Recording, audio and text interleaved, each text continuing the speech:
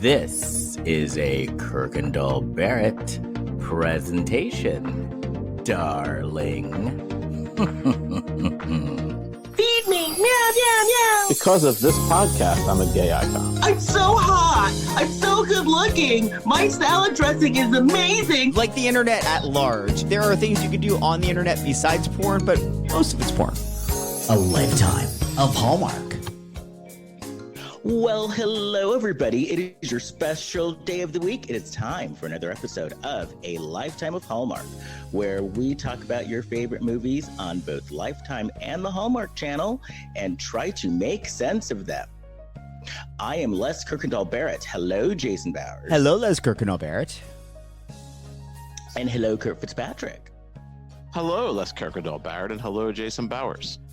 Now, Les, you did something different there right at the top. Has it been that long that you forgot how we start the show? Yes, it has been that. You said it's their special day of the week, your special day of the week versus your favorite day of the week. Oh, it's your favorite day. It's your favorite. It can be both. Day. Just never heard you say that. Well, it's a special day because we are back recording, and it's been a long time. Yeah. That's true. And we do have people out there who get worried. They don't see a show for a while. Oh, what do they say? Right? Well, they get worried. They don't see a show for a while, and then they get excited, and they hear it again. And then they contact us, and they want to, produce the show. And then we don't really hear from them again. But true. But we're glad you're listening. We're glad you're listening. Hi, Samantha. But we're glad you're here. And we love you, Samantha. We're busy. We're busy, too. We get it. I love it. Oh. I have been in Orlando doing the Orlando Fringe Festival. Yeah. Kurt has gone back to school, working hard. But we're back. We're back in our routine again. So I knew you were going to get overwhelmed by that.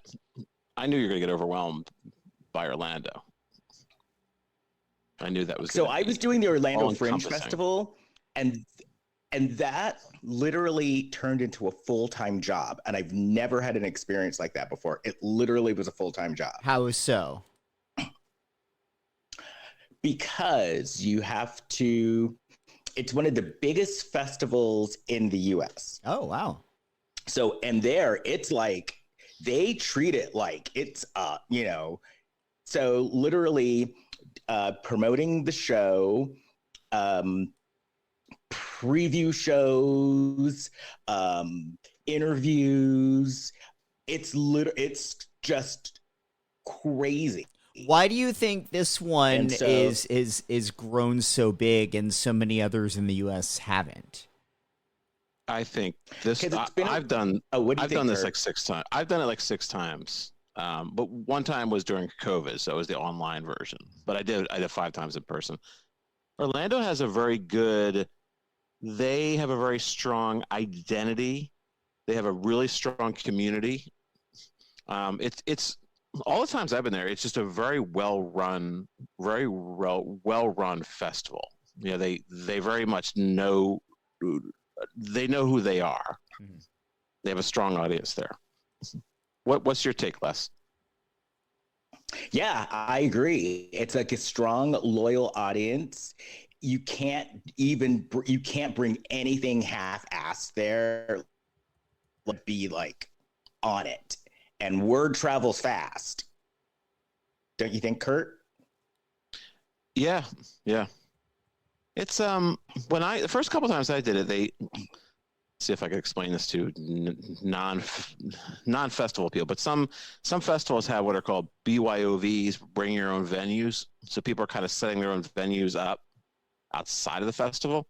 Okay. And I know the first couple of times I did Orlando, they didn't have those. So all the venues were actual fringe venues. But I think since then the festival has spread out a little bit, I believe. Yeah. Well, no, they tightened it up. Okay. I got press. I got major press in the major papers in town. Congrats. It was insane.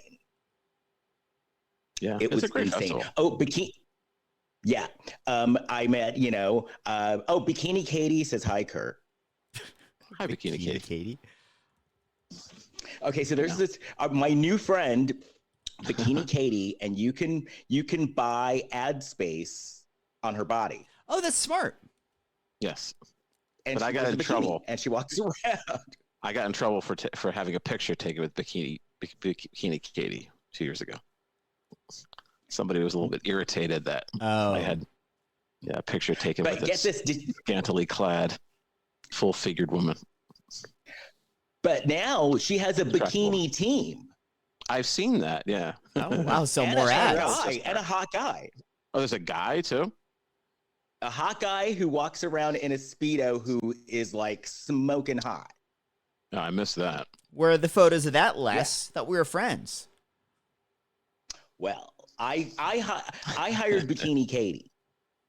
Oh. What I heard was so the Orlando Fringe, I believe it's still like this. It's very gay oriented, and so they had in their food area outside, like in the field, they have different things. So they had like a bar out there, and some company didn't know what the Fringe was all about, so they hired these hot women in bikinis to work in the bar, and nobody cared. Nobody went there, and so they caught wind of this. So they got rid of the women and brought us some scantily clad, like shirtless men. I do think it's funny. Sometimes I'll be out at the bars here, the gay bars here in WeHo, and the like different liquor brands will occasionally have people out there like doing sampling and handing out merch with like Corona's logo on it. And whenever they do that, but they've got like really hot women doing it, I'm like, there are some women here, but mostly this is not the right crowd for you guys. Right. It's kind of funny that don't know the audience. Yeah. It's like girl nights at the Abbey on Wednesday nights. Yeah. But congratulations! I saw you got a patrons pick, right? You're the highest selling show in your venue. Oh wow! Yes. Nice. Yes. Thank you. No, this was like. Thank you. This was like seriously. This was like a life-changing experience. And honestly, and I'm waiting for the payment, the most money I have ever made ever. Wow, congrats. I thought you would do well there. I thought you would because like I said, I kind of know that audience and the market there, and I've seen your show. So I kind of thought, I'm not surprised it did as well as it did. Well, thank you. Now, speaking of someone whose body that we haven't seen in a while. Can we, before we do that, Kurt brought up something right before we started the podcast that I wanted to delve into. Because you've been busy with Orlando Fringe. Kurt is back in school now. I am. And he how did you describe yourself, Kurt? I'm a schoolboy. Well, first of all, I want to say I said I'm a good student, but I'm a little bit rebellious. Yeah, you said rebellious, and I want to know how you are being rebellious as an adult back in school. Well, I'm getting a master's degree in clinical mental health counseling, and I won't mention the school, not for any reason. I like the program very much, but I guess I never thought I would get a master's degree, and I'm not really like an academic, but I can kind of see the bullshit of academia. Oh yeah, absolutely. And sometimes I point these things out. Like I'm saying, like, why are we reading? We're reading an article, a journal article, where the person is clearly repeating themselves over and over and over again. What's the situation? Do they have a word quota? Why do we have? See, my answer is not that exciting. Do you bring it up to the teacher? Well, I bring this up in discussions sometimes, like written discussions. I don't think that's rebellious at all. I think in college in general, but especially, when you're getting higher degrees, I feel like you're supposed to be questioning the things that you're being taught and the way in which you're being taught. I think I question some of the theories, like some of the early theories. I think you're supposed to do that, but I do feel a little bit like I'm not trying to purposely keep in line. I am questioning things. That's the beauty of not being a 22-year-old in one of those classes.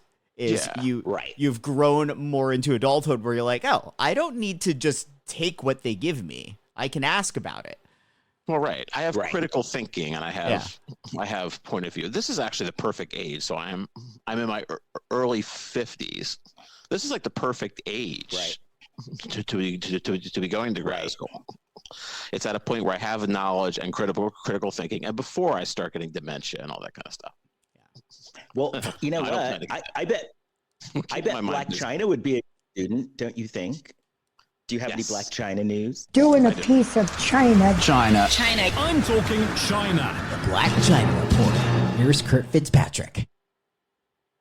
Okay, this is from theshaderoom.com. Oh, I love the Shade Room. Okay. I never heard of it. Okay, so but here we are. Quoted it before. The article. I've read it before? You've quoted from them before, yeah. Oh, maybe I have. Yes, you have. Okay, well, I guess I have. Okay, I don't think I'm going to get dementia, but I am blocking out the Shade Room. All right, the headline is HBD Angela White, 5 times the mogul showed us she's that mama. Now, let me say what HBD stands for. It could stand for had been drinking. It may also stand for Housing and Development Board. But I think in this case, it stands for happy birthday. It does stand for happy birthday. Oh, happy birthday, Black China. All right. So Angela White, formerly known as Black China, has been through a major glow up, both inside and out. But one role she's held down from the start, being a loving and hands-on mama to son King Cairo and daughter Dream in honor of her 37th birthday and Mother's Day. Double the celebration. Now, here are some of the sweetest, most heartwarming mommy moments. We'll go through 3 of these. Okay. All right. Well, there's supporting daughter at a dance recital. Angela was one proud mama at Dream's dance recital. She posted adorable pics of Dream in a sparkly pink tutu holding a bouquet of flowers, and the pair looked all smiles in post-performance selfies. These are the moments I live for, she added to the caption. How about when she was giving Dream a hairstyling moment? Well, Angela had the internet swooning when she gave Dream her very first blowout. And let's just say baby girl had inches. The proud mama shared. This is my audition. This is my audition for Inside Edition because Deborah Norville is left. Yeah. Okay. The proud mama showed an adorable video of Dream's silky straightened hair. Fans couldn't get enough of how grown and glam she looked. China beamed with pride, showing off her daughter's transformation and proving she's hands-on with the hair game too. But what about when Angela became the best version of herself?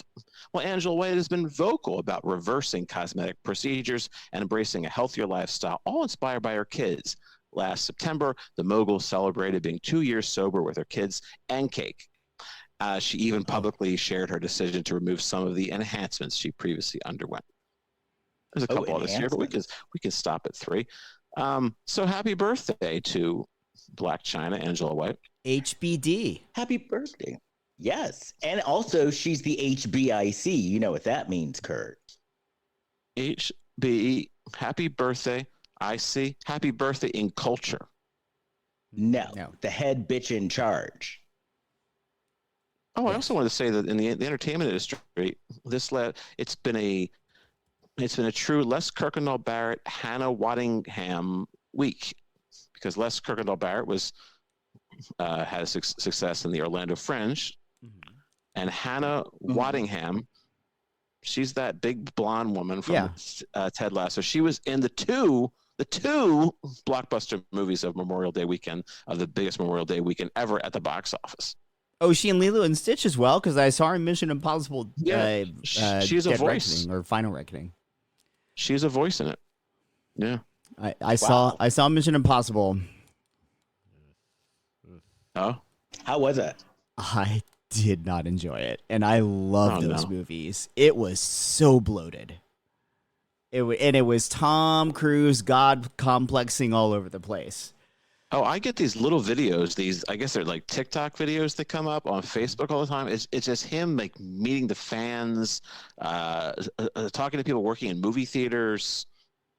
He's just full of joy. There is a case to be made for like Tom Cruise really has worked very hard to help revive cinema, especially since the pandemic. But like, it's too much and it's all over the screen in a really uncomfortable way. With that said, there are some amazing set pieces in the movie. Like the action is next level, but everything just drags on too long. Every single beat of that movie drags on too long. The first third of the movie, I was bored out of my fucking mind. It's almost 3 hours. I saw that. Yeah, that's the problem. Because the action set pieces for me would make it worthwhile to see, even if there's a thin storyline. That's how they're kind of trying to sell the movie. Well, anyway. the storyline is like the villain is AI. It's not really a person. Right. It's a follow up to the last one, so it's part of the same story. But it just it was disappointing if this really is his last Mission Impossible movie, because I love the series. Well, they keep asking him, and he won't say is this the last one, and he always says, "Well, it's the final reckoning." So he never actually. That's his answer. That's his PR answer. Yeah. We should have Hollywood is tanking right now, anyway. No, it's not. They're just the biggest block. Lilo and Stitch is huge. Well, Hollywood is that's a movie that's already made, but there's not a lot of work these days. It's just not in LA. Yeah, not in LA. Stuff has moved out. But there is work in New York where they filmed the TV show Elsbeth. I would move to New York in a second to be on Elsbeth. I was going to come on here and advocate for CBS. I was going to have some information. I was going to really come in here prepared. And then I saw the ad for Big Brother, which is stupid. And I said, forget it. I'm still supporting CBS, but I don't like the stupid show with Les Moonves's wife, and it's dumb. Did you know that Mike White is on Survivor? Yeah, he was on it before. Oh, is he on it again? Before. Yeah, he's coming on it again, but I never knew he was on it before. Yeah, they're doing a 50th anniversary, and so they're bringing back all of their all-stars. Oh, yeah. I thought I was reading it wrong. Mike White was on both Survivor and The Amazing Race. Yeah. I just found this out today. And Survivor, he made it like really far. That's crazy. He almost won Survivor. See, I've known who Mike White is for years because he did a movie called Chuck and Buck. Yeah. I went to see that in the theater like 25 years ago. So I've been following him for years, but I didn't know he was doing these reality shows. Yeah, he almost won Survivor, which is a lot. That's a big deal because Survivor is no joke. Wow. And so what he does is in the White Lotuses, he gives his friends from Survivor cameo roles in the White Lotuses. I found that out today too. It's just been a deluge of information. Yeah. But no, this is you'll think this is sad, Kurt, because I knew Mike White from Survivor before I knew that he wrote movies. I knew him from he did that movie with Jennifer Aniston. Oh, that's good too. The Good Girl. Yeah, that was great. That was good. That's the only movie that she was ever good in. Well, that I saw. He was in School of Rock, and he wrote the screenplay for that. Yep. That's probably earlier. That was probably the most recognized. But he did Enlightened. What's that? What's that show called? Enlightenment. Enlightened. Yeah. Enlightened. Oh, I liked that show. And the C Word. Did you do that? Did one? he? Oh, I like that show. He wrote that. He wrote the C Word. I like that word too. I was an extra on that show. Yeah, I think that was Laura him. Linney. With Laura Linney. Yeah, Laura Linney. Yeah. Because I love Laura Linney. I didn't know. I worked with Laura Linney a couple times. I love Laura Linney, and I love Lady Detective. Yeah. You know what's funny? I had a kind of funny experience working with Laura Linney. I know we only have an hour. I got this done quick. So I was on the set of it was a Teenage Mutant Ninja Turtles 2, and Will Arnett was in it. And I guess Will Arnett's a very charming guy. So he's talking to her, and she's laughing. Ah ha ha! Laugh. She's like, oh. And then Megan Fox shows up on the set. Oh. Well, then the attention goes to Megan Fox, and now Laura Linney's kind of like on the side. On the side here, they're kind of competing for Will Arnett a little bit. Not in the movie. This is what was happening in real life in front of me. Yeah, she kind of wanted his attention. Yeah, Megan Fox took attention from Well, and Laura Linney, if you're listening, I prefer you. Same. Yeah. Aww. Because reasonably, I could probably date you. No, really. No matter what. No matter what, I prefer Laura Linney. Well, Les prefers Elsbeth, and we should probably get into this because we are limited on time. I know. Yes, we've got to talk about Miss Elsbeth Tassioni. Now, how did you decide that we were going to watch an episode of Elsbeth for the podcast? Because you told us that there were a bunch of Lifetime people in this episode. I recognize people. No. He didn't say that. He said there were tropes. No. There were tropes of Lifetime, and it was obvious this person. Okay. Yeah, because it was obvious this person watches Lifetime and Hallmark movies and shares similar views to you, Jason. Okay. Please. Got it. Because he killed well, I'll tell you. Well, we watched this episode aired on May 1st, and I watched it like a week later. I don't remember it at all. I'm relying on my notes, so I don't even know what you're hinting at right now.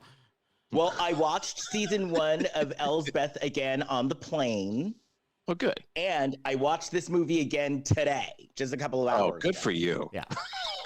So this is the episode called "I've Got a Little List" that aired on May 1st. Okay.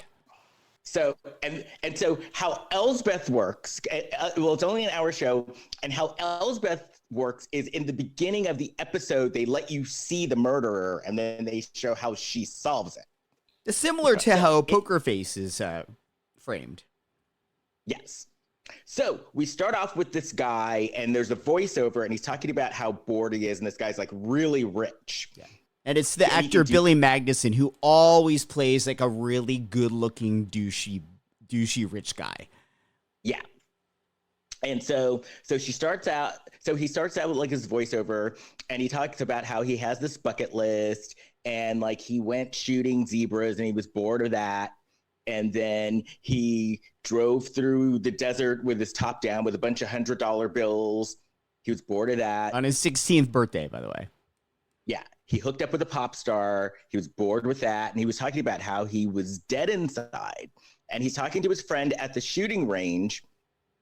And he starts spinning the gun around. He's having a conversation with his friend, starts spinning the gun around, and accidentally shoots through his friend's shirt. Yeah. We'll find out, by the way, this isn't actually a shooting range. Oh, true. That's right. Yeah. So he shoots through his friend's shirt, and his friend's like, oh my God, you almost killed me. And then he gets the idea, you know what won't be boring? To just go and kill someone. Oh. It's a bad idea. So then the next scene, he's walking through the dark streets of New York, and he's going to kill like this one old lady, and something happened. He's wearing a black hoodie, by the way. Oh, that's right. Yeah. He's wearing a black hoodie. That's the most important part. That's what drew me in. So he's wearing a black hoodie. He's through the streets of New York. He sees a priest, so he passes on the priest. Then he passes on the priest, and then he sees this homeless guy, and this homeless guy is standing there, and he just goes and he shoots the homeless guy and kills him and gets excitement from it. Yeah. So then we see We should be fair. He thinks it's a homeless guy based on the way the guy's dressed. A homeless guy. Mm-hmm. Yeah. He thinks it's a homeless guy. So then we see Kaya. She's the detective. She's Elsbeth's best friend. She just got a promotion because she used to be in the police department, but now this is one of her first jobs as a detective. Who Elsbeth is? Is that her backstory? That's Kaya's backstory. Oh, Kaya's backstory. And Elsbeth's backstory is she's a lawyer. The first season, the NYPD was corrupt. And so Elsbeth went to go investigate the corruption, but then it turned out she found the person. She thought the chief was corrupted, but then it was someone else, and Elsbeth solved the case. And so they kept her on. Because so Elsbeth is actually autistic. And so like she's like a savant when it comes to remembering things. And so they liked her work, so they kept her. That's why she stayed. And she was on The Good Wife. Yes. The Good Fight. The Good Wife and The Good Fight. which I was an extra on both those shows. So I'd probably work with her at some point. But who was nicer, Juliana Margulies or Christine? Baranski. What was her last name? Baranski. Christine Baranski. Baranski. Who was nicer?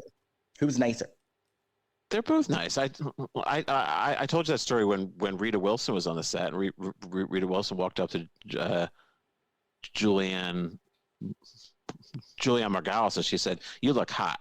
And she said, "I mean, like hot, not as in you're like sweltering hot." She's like, "I get it." Wow. So that's the only thing I saw.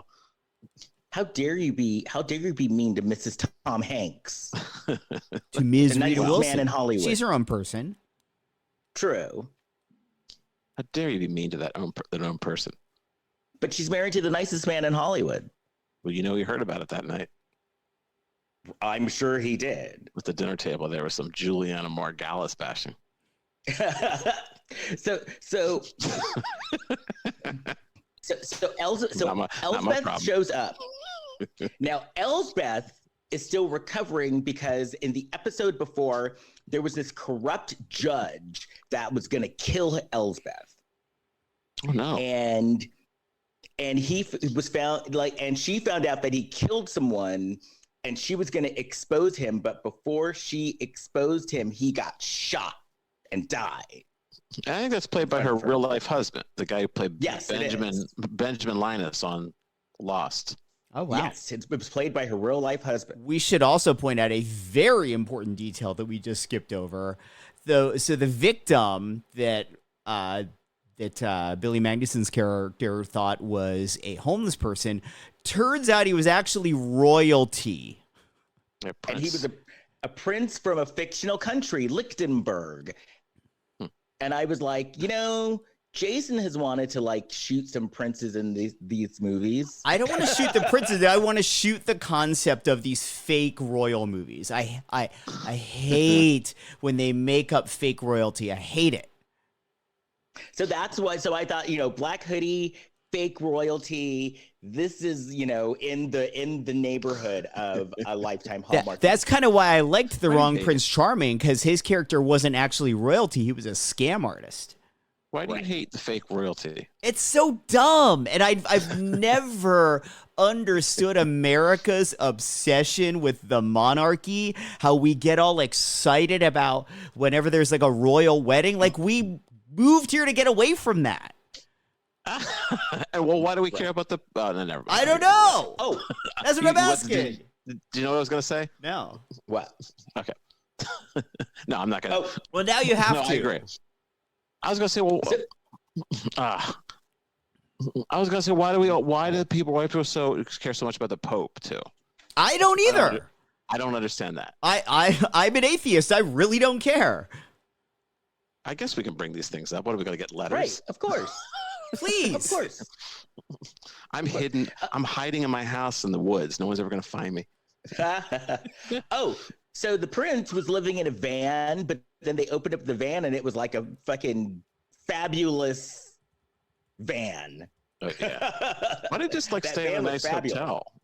It's still kind of shitty to stay in a van, though. Well, no, he was doing it because you know how the kids today, especially rich kids, want to pose as poor people. Oh, jeez. And act like they have no money. He was doing that. Mm. I would assume it's sort of like a rich person's version of Rumspringa. Right, exactly. What's Rumspringa? That's what the Amish kids do, when they turn a certain age and they get to go experience a year in the outside world and see if they want to continue with that or come back to the Amish life. I do know what that is, yeah. So he was Prince Wilhelm von Hofer, the Prince of Lichtenberg. The Prince will lick my balls. So Billy Magnuson is in his men's club watching the news. Yeah, his name's Rod, by the way. Right. And so then he shows up at the investigation, and Elsbeth is investigating, and we find out that Lichtenberg is the wealthiest country in Europe. And she figures out just by looking that he was shot once in the ear and once in the chest. And the person who shot the guy picked up the bullet casings and took it away, which she thought was unusual. Yeah. And we saw him do that, by the way. Yes. By the way, he was writing his little black book of like next thing he wants to do on his bucket list of I'm rich, and it's get away with murder. Yes. You should watch that Shonda Rhimes show. Exactly. With Viola Davis. How to get away with murder. That's why he was writing it down, like he wanted to watch the show. Yeah, he's like, don't forget to set my DVR. Okay. Right. Well, that's an easy thing to, accomplish. So he shows up at the scene and he's asking, what happened? How did this happen? And Elsbeth is thinking it's weird that some random guy is asking questions. It was a bad idea on his part. And he didn't realize that she worked for the police because she dresses weird. Yeah. Yeah. And so she looks like she's going to a rave. Yeah. She always wears that hat. So like Papa Molly, you're at a rave if she's standing there. Right. Oh yeah, seriously. Strange rave guest. So then she asks, so he says, oh, well, I'm just checking out the neighborhood because I'm going to buy the warehouse across the street. And she's like, oh, well, there's no for sale sign. And he's like, well, no, I'm buying it. And then he gives her his card, and he is from a family of gun manufacturers. And his name is Rod. By the way, it was pointed at, or on screen, this flashed, and I want to see if either of you caught it. There was somebody in the credits to this show, I'm assuming one of the performers, whose stage name, unless this was a typo, in the opening credits, whose stage name was literally just a single lowercase b. Oh, I believe it. They were like flashing the names on the screen, and there was just like a B. I may have. I didn't make a note of that, but that does sound familiar. I believe it. We've seen Stranger Things. Was there somebody who didn't even have a name for a while? Prince or somebody? Well, Prince at least had a symbol and was like, you could still call him the artist formerly known as Prince. Okay. So then this is where Elsbeth finds out that Rod is just super, super, super filthy fucking rich. Yeah. But then Elsbeth does a little digging and finds out that the warehouse is not for sale. So then ICE shows up, but it's an ICE detective. And he's sent because since Hoffer was like a foreign dignitary, he's there to investigate. Well, I thought you meant Ice-T. You mean like an ICE agent? Yes. Okay, that's different. So they are thinking. Badass. So the ICE detective is thinking that it's terrorists from Lichtenberg. Not just terrorists, a transnational terror cell of princesses. Yes. I don't think this was ICE. I don't think it was ICE either. I don't think they'd be bringing ICE in. That would but it was another. It was another government agency for sure. But yeah, it was. But yeah, it was princesses, terrorists who were princesses. Terrorists. Okay, yeah. Well, that's fun. I know. I enjoyed it as a concept. I thought it was a very funny thing to play with here. Because they're upset because women still couldn't inherit land. So, so they blamed the princess terrorists. And they also keep talking about how the assassin used a lady gun. A lady gun, yes. That's funny too. Yeah. And, because the detective's a total sexist. Yeah. And then he was also like, Oh, go ahead. I'm sorry. Oh, no, go ahead. I was going to say, I liked it also because it's so emasculating to Rod, who thinks he's done, in his mind, he's like, I've just done something I haven't been able to do before. And I did this thing in my mind. It's I've got adrenaline from it. And they're just talking about your little lady gun. And he just, they're just emasculating him at every turn. Yeah. He's defensive about it. Oh, and then also the detective said something like, oh, well, they had bad aim because, since it's a woman, like he was saying shit like that. Yeah. Oh, and then the assassins were seen at Starbucks. The lady terrorists were seen at Starbucks. Okay, very New York. But Elsbeth is like, well, I think Rod is kind of suspicious, and the detective like laughs at her. And he's like, why would it be him? What motive would he have? And so then Elsbeth goes to the Canister Club, which is the club, Rod's club, and Rod like lets her in, and he's nice to her. And it's a private club, and it turns out that, it wasn't a gun range. The private club, in the club, they have a gun range. Yeah, which is not legal. No. Can't be shooting a gun in some... Not where they're serving alcohol, no. Right. Because, remember, he did, almost kill his friend by accidentally shooting at him. It's interesting we have to kind of go along with when you're watching this show. Like, it really doesn't make any sense why he'd be showing her around, why he keeps inviting this in. But as the viewer, the only way you're going to enjoy the show is you have to keep buying into this. And like, okay, I'm invested in this. So. But I also think that he was so pompous, and since he wanted to get away with it, he was inviting her in to be like, oh, well, see. Look at what I can get away with. I have so much money that I know that you know that I did something I shouldn't have, but I'm going to get away with it anyway. Recognition. Yeah, like he wants a little recognition too in some way. Yeah. Right. Yeah, there is a little bit. I think if that really is his psyche, there's probably a bit of he wants to get caught. Yeah. It's complicated. Yeah.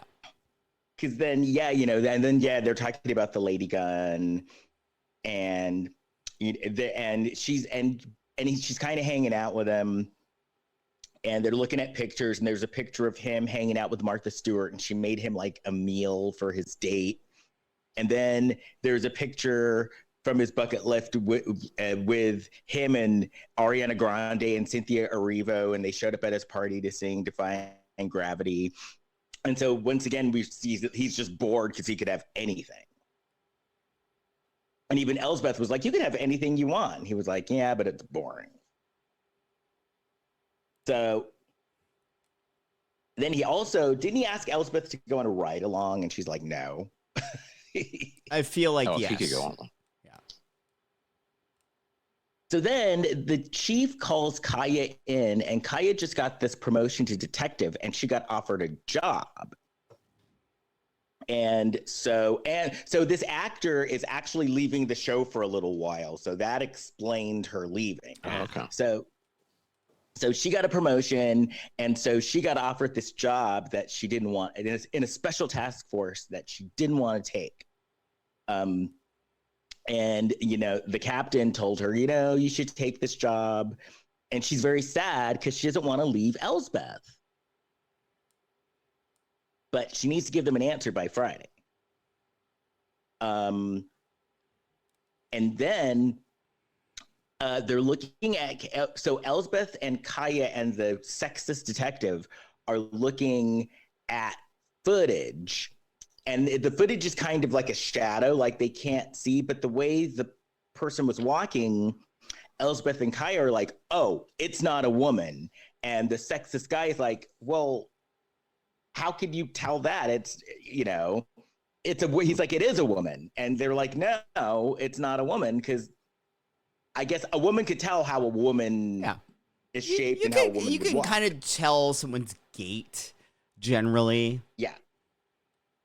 But he's just so focused about the lady gun and that, they had bad aim that he just assumed that it was a woman. Yeah. Okay. So then we have an internet troll starts commenting. Ivan Dieter. He's a social media hype bot. Yeah. Hype bot. Okay. And so Ivan Dieter posts, that's what happens when people wear hoodies and crappy high tops, which is basically, in a Lifetime movie. Except wasn't the thing that none of the footage showed the high tops? Right. High top. High tops are new. So they were like, how does he know that there were high tops? Because none of the footage showed that. So then Elsbeth goes back to the gun range, and she and Rod are playing quarters. Quarters? I forget this. They're throwing quarters against the wall. No, quarters in you hit the table and the quarter goes into the glass, and if the quarter goes into the glass, you take a shot. And they were doing it with bourbon. Yeah, and instead of beer pong with like ping pong balls, you're using quarters to take the drink. Yeah, no, and because kids in high school used to play quarters, like throwing them against a bathroom wall. I don't know if kids are still doing that. So then Elsbeth is talking to Rod about their surveillance footage. So then Rod goes home later and cuts out some letters out of a magazine and makes a letter from the men against the crown. No, the princesses. He made it. He was trying to make it seem like the princesses were taking credit for this. Oh, yeah. Okay. So then Elsbeth gets suspicious about the note because she's like, wait, this is like high quality paper. This is just not paper that just anybody would have.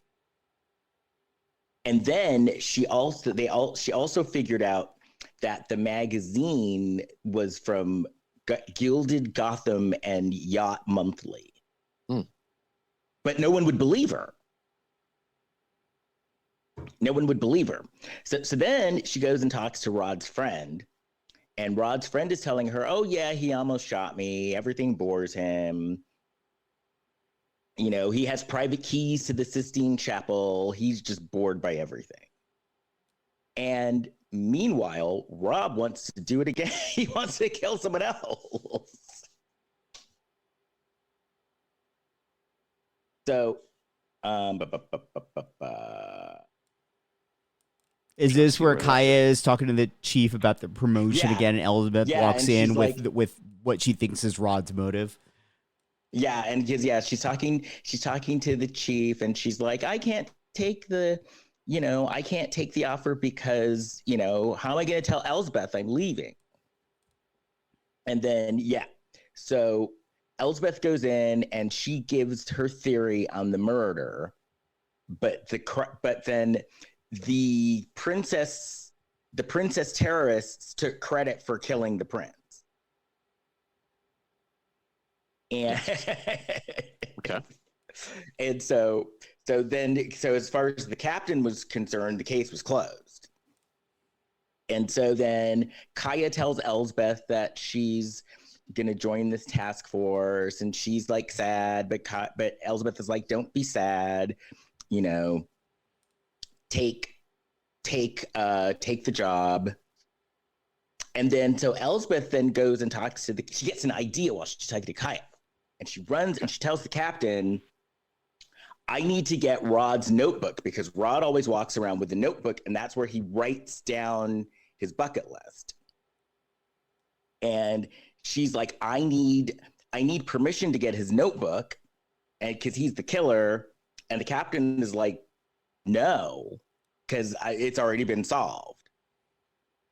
And so part of the judge getting killed was that, so the judge was after Elsbeth, and he put all this stuff in the news about Elsbeth regarding this other case. So that's why the captain was like, the police force is under scrutiny, because when the judge got murdered, he was standing next to Elsbeth. So Elsbeth is kind of suspect in the whole thing. Okay. Even though she didn't do it. Her friend did it, actually. Some friend. Because, well, no, her friend did it because 30 years earlier, he killed her friend's sister and was getting away with it. Wow, it's complicated. Yeah, so Elsbeth actually solved the case and was going to tell the police, but then the friend went and shot him and killed him. And so it was a moot point. Oh, so then Elsbeth is back in the gun club and she sees Rob's jacket. And so she's trying to get in there to like steal his notebook and she got caught. Mm-hmm. And so he called the police and said that Elsbeth was harassing him. And they were like right outside. Right.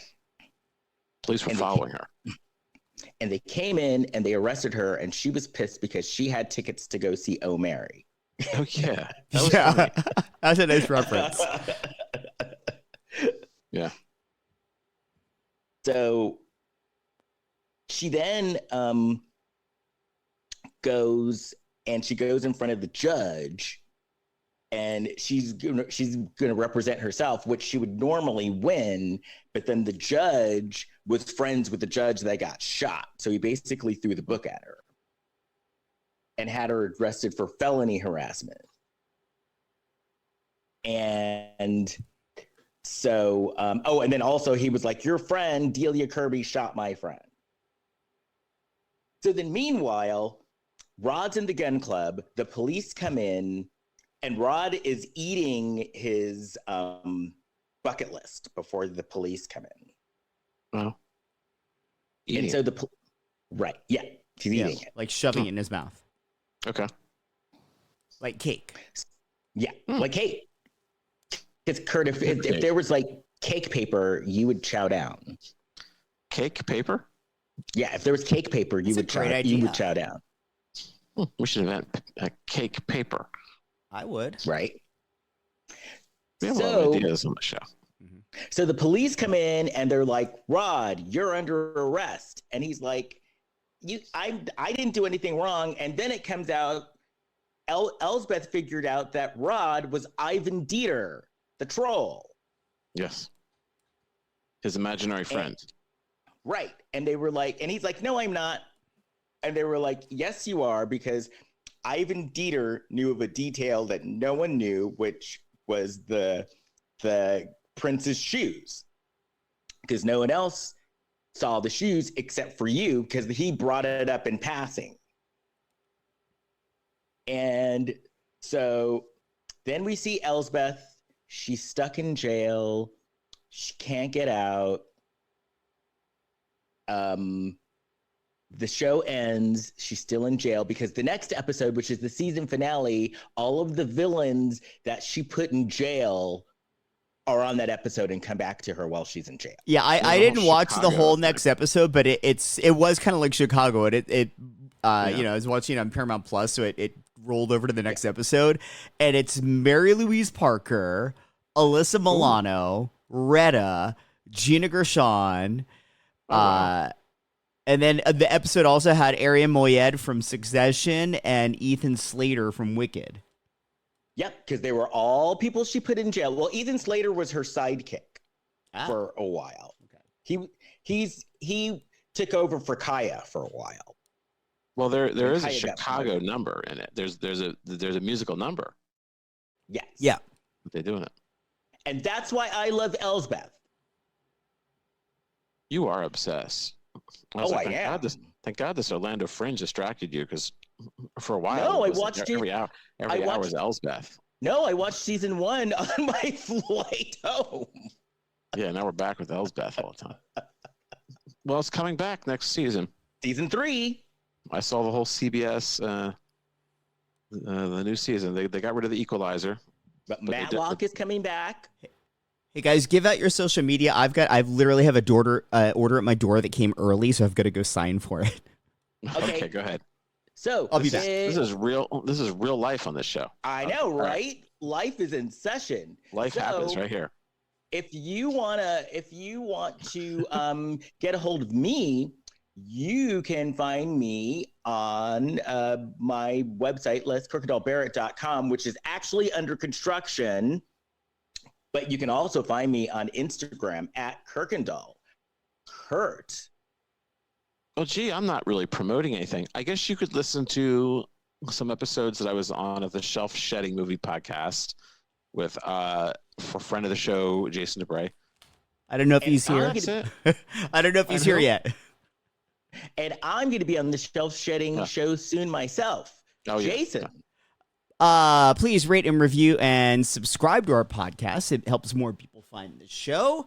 And you can find all of us on Facebook, Instagram, and Threads at Lifetime of Hallmark Podcast, on TikTok at Lifetime of Hallmark Pod, and on Blue Sky at Lifetime of Hallmark. And you can find me on Facebook, Instagram, Threads, TikTok, and Blue Sky at Big Shot Jason. I gotta go. Bye. All right. Bye. Bye. And well, next week. Oh no, tomorrow I am actually going to a Hallmark panel discussion where they're going to have the stars of Hallmark there. So I will have stuff to report next week. Bye. Okay. Bye. Bye.